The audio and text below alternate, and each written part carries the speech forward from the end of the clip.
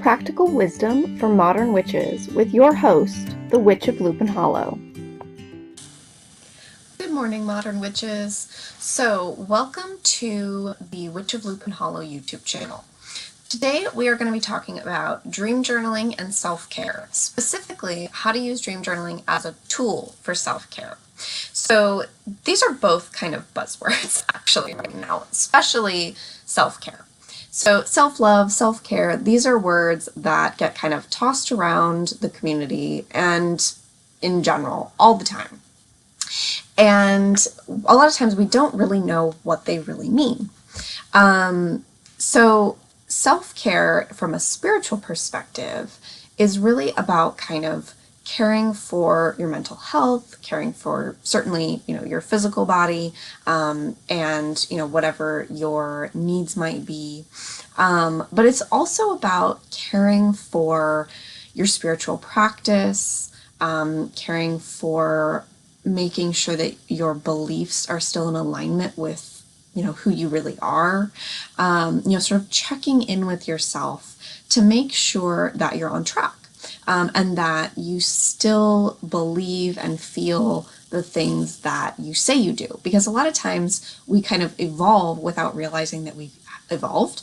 We move on from things without actually physically moving on from them. So a lot of times, like, our beliefs will change and grow, and we are still kind of clinging to the old version of them. And so your dreams and your intuition are a really great way to tap into that and to understand, where you're coming from. So I wanted to share a little bit about this old dream journal of mine. This was kind of my first dream journal. I kept a diary when I was a kid that was kind of a daily diary. I didn't often write about my dreams unless they felt really significant. So this was my first dream journal, which I started about 3 or 4 years ago. And it's pretty interesting. I was sitting here flipping through it before getting ready to shoot the video, and it's from some kind of difficult times in my life, actually. About 3.5 years ago, I lost my house in a wildfire, and it really kind of shook up, obviously, everything in my life, but it kind of shook up my spiritual expression. I hadn't really been practicing my spirituality at the time, and so a few months after the fire, I really kind of recommitted to my spiritual practice and my spiritual beliefs. And I discovered that after a few years kind of away from my spiritual practice, my beliefs had evolved. And my practice had to evolve with them. And so that was a really interesting experience to go through, because I was already in the midst of all this upheaval. And then I was also trying to figure out, what did I really believe anymore? And so dream journaling really helped me through that, because you sort of write down all of the magical and mundane things that happen by dream journaling. So for example, I have this one that I wrote down from March 24th, 2017. And all it says is, Lisa quit the art center, which is a reference to someone that I know and used to work with. And then it just says, we ran out of waffles. I mean, that's sad, right? You don't want to run out of waffles. But then, of course, you have some days where you do have profound dreams. And so by writing down, all of the mundane things that you dream about, you kind of tune into your intuition more, and you learn what is important. You start to notice patterns. You start to figure out what are the things that really resonate and the things that really stand out. Or, of course, you notice things that you dream about more frequently. You notice all sorts of things once you're paying attention. So I've talked about this in a variety of capacities on the blog and webinars, that dream journaling is such an important practice for tapping into your intuition. And taking care of your intuition is a major part of self-care, especially spiritual self-care. So the kind of basics of dream journaling are, one, you have to do it every day, especially when you're first getting started. If you want to notice patterns, if you want to be able to remember your dreams more frequently, and be able to, kind of analyze those, then you need to be writing them down every day. And you need to write them down as soon as you get up in the morning. as soon as you wake up, you start to forget your dreams. So you basically have to grab the journal and write them down as soon as you wake up, because you're going to start to forget things. And no, not every dream is important. And no, you don't necessarily need to remember every single dream you've ever had. But writing down those things, you can then later reflect on them. So we'll talk in a minute about why reflecting on your dreams is so important. But a lot of times you don't remember your dreams. And so I always get questions about this, that, what if I never remember my dreams? Or what if I remember my dreams once a week? Or what if I only remember the nightmares?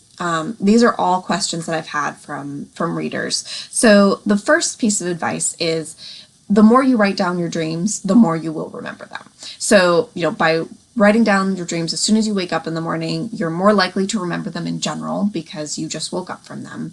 And you're more likely to continuously remember them because you're sort of training your brain to understand that remembering your dreams is important. If that's not something you've ever really focused on, then your brain may, kind of be programmed to not remember them because it's not considering them important enough. It's not something that you're focusing on.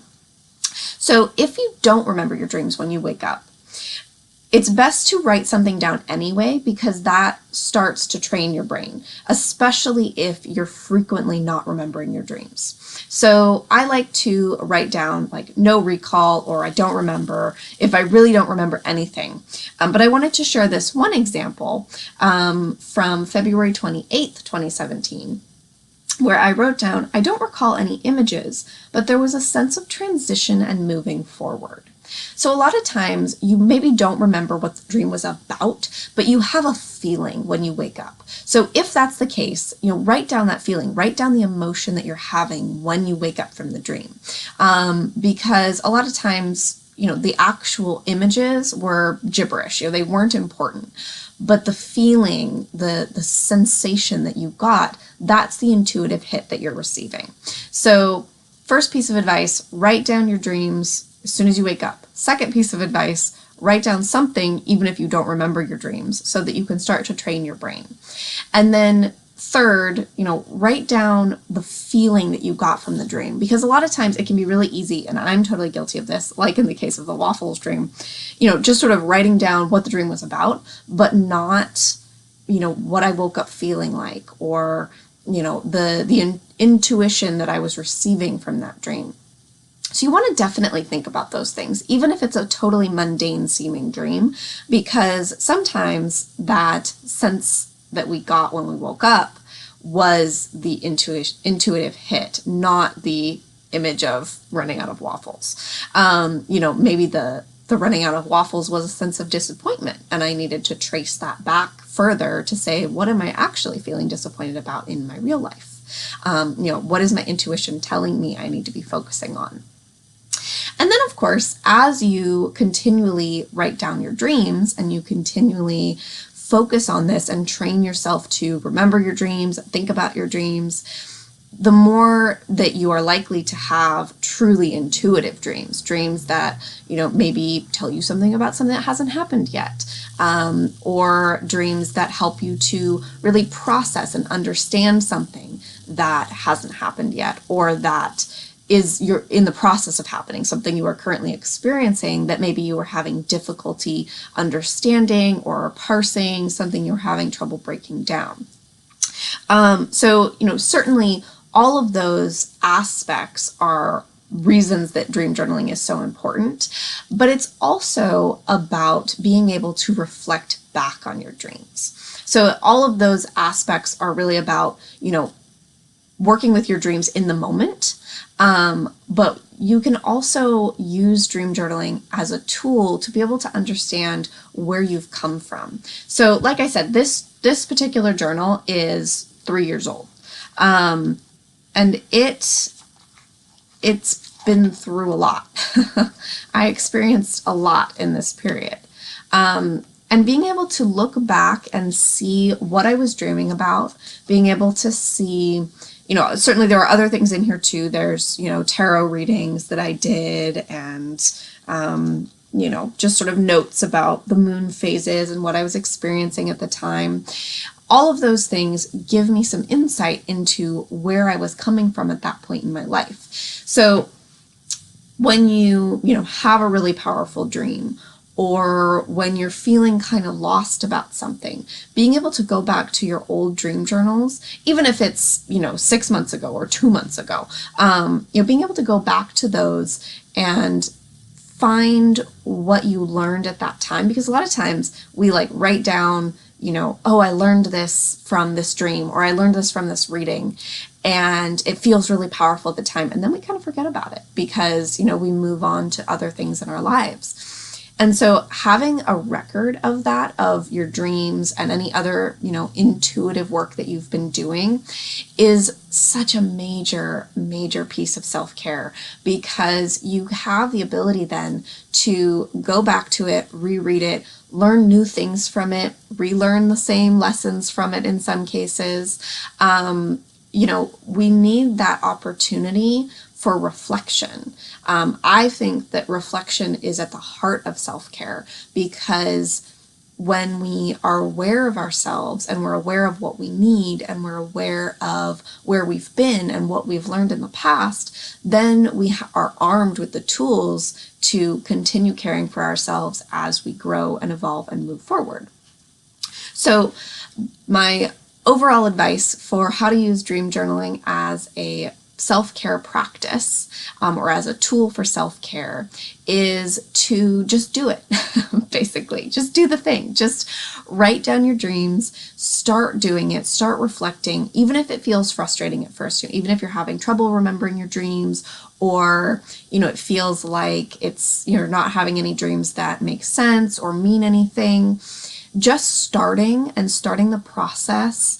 After a month, you can go back and start to read those dreams and start to understand what they meant, even if you didn't understand them at the time. All right, so that is my first official YouTube video. I can't wait to see you in many, many more videos in the future.